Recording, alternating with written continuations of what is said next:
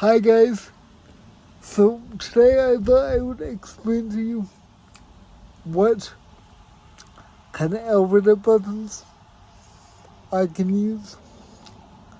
My type of CP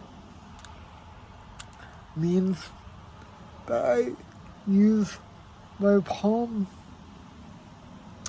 a lot to push buttons. So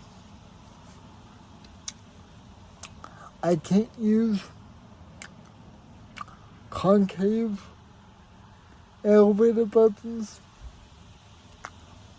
like these, but I can use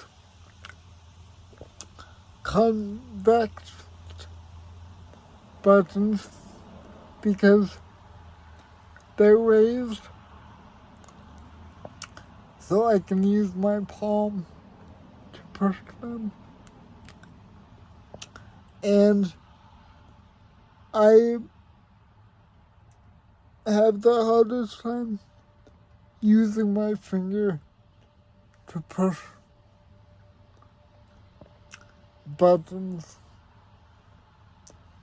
That's why I have to use my palm to push the buttons a lot of the time.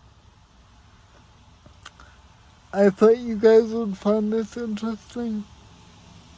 Have an awesome day. Bye.